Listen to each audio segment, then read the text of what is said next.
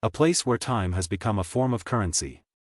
People can stop aging at 25 thanks to technological discoveries, but there is a catch: after 25, a person is genetically programmed to live just one more year. You can earn more money at work, but you have to trade your time for products and other services.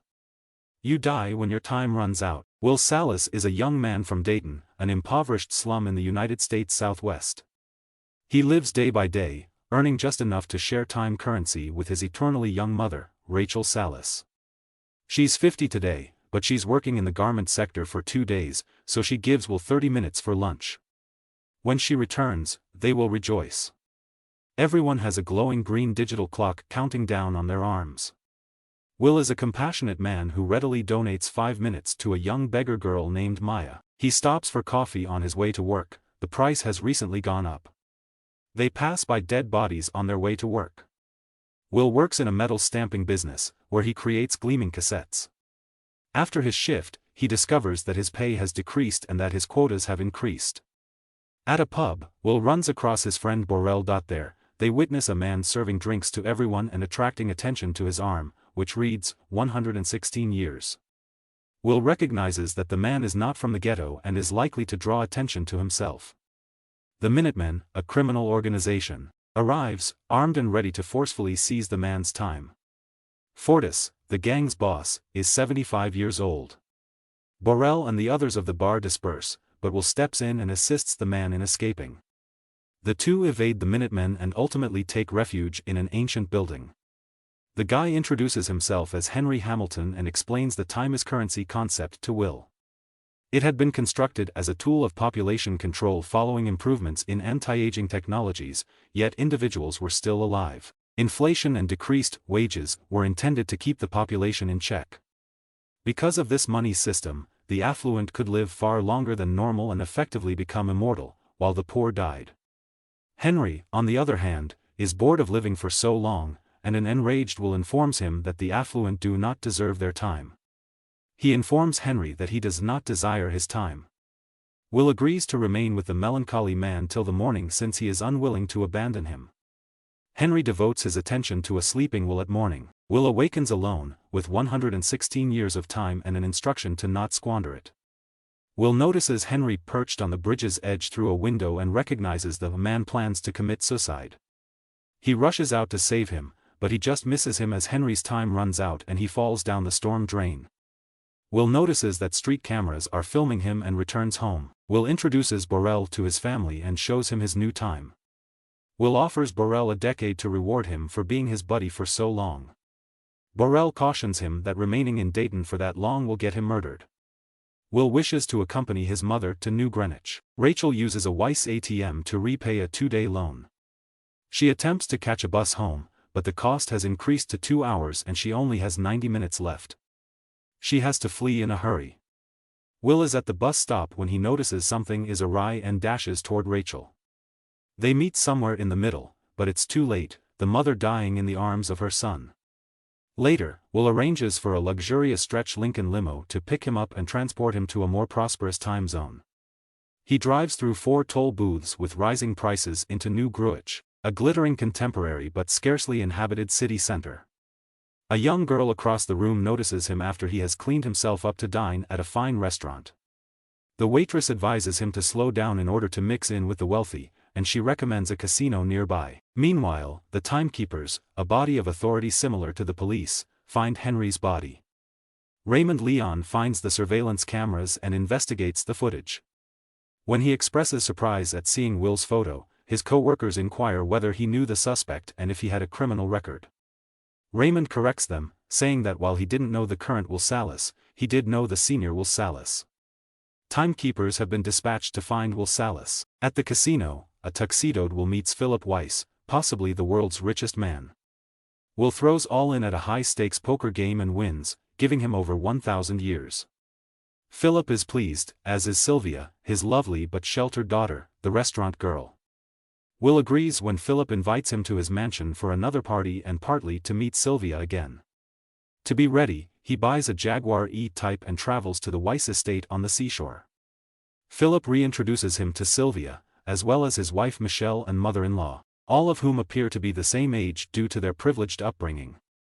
The women are constantly watched by guards, but will persuade Sylvia to let free and have fun. When the timekeepers approach and confront Will, Raymond pulls back the 1,000 years arbitrarily since they don't accept Will's narrative. Raymond exits, implying he knew Will's father. Will fights off the other timekeepers and kidnaps Sylvia before fleeing the home. Raymond commits to pursuing them, even if it means accepting personal risks that other timekeepers shun. Will manages to throw Raymond off their trail after a vehicle pursuit and flees back to the country with Sylvia, who begs to be released.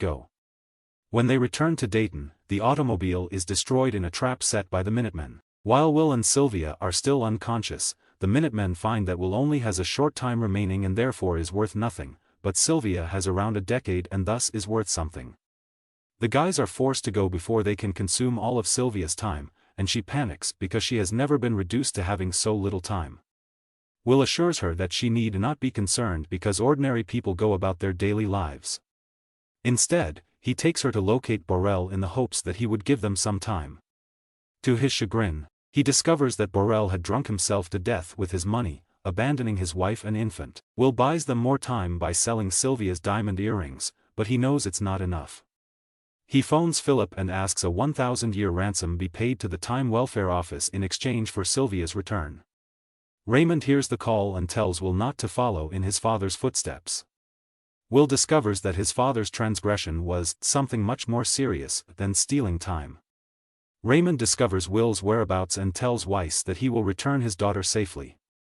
At Will's flat, he tells that his father was an arm fighter with a method to win time competitions. Will decides to let her leave and instructs her to contact her relatives.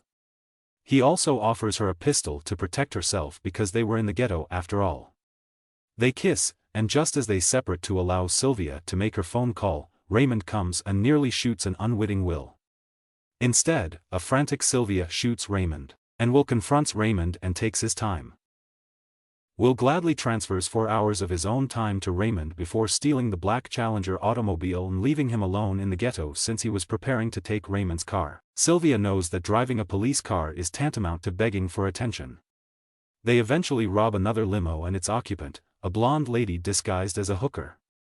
They find that they have both been placed on a wanted poster with a 10-year reward for anyone who can lead to their capture.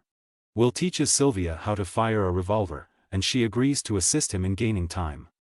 Will and Sylvia drive an armored vehicle through a Weiss bank window, scooping up a large number of time cassettes. They urge passers-by to take anything they can as well. The enormous status board demonstrates the disparity. This endears them to the majority of the ghetto's residents. Weiss watches the heist news story while his wife chastises him for smothering them. Ray pursues them across rooftops in a running gun duel, refusing to let them escape. They are able to elude capture by bribing a bus driver. Will is challenged to an arm battle to the death by Fortis, and as the two men lock arms, Will's time runs out quickly. Will reverses the flow using his technique, then pulls a revolver from his boot, murders the henchman, and time out Fortis. Will feels disheartened and estimates that changing the system will take 1,000,000 years.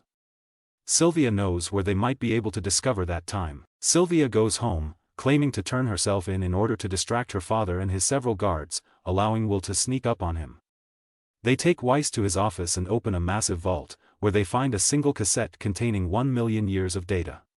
After Philip is locked in the office, the two return to Dayton. They transfer the 1,000,000 tape to Maya, the small girl, to distract the timekeepers. Raymond follows Will and Sylvia to a rural region near Livingstone, the next town over, just as they all run out of time. Will recognizes Ray as a Dayton native, an honest officer simply doing his job, but the timekeeper has forgotten to collect his per diem and dies in front of them as he clocks out. Will spots the police car in the distance and sprints, managing to transfer the timekeeper's per diem from the central console gadget to himself with barely seconds to spare. He returns to Sylvia and just manages to save her life by transferring some time. They just have enough food for one day. The Datons leave their jobs and march toward New Greenwich. The timekeepers determine that their work are done after seeing the news. Will and Sylvia draw their pistols in front of a massive institution, with a 100-year bounty on their heads, to carry off their largest theft.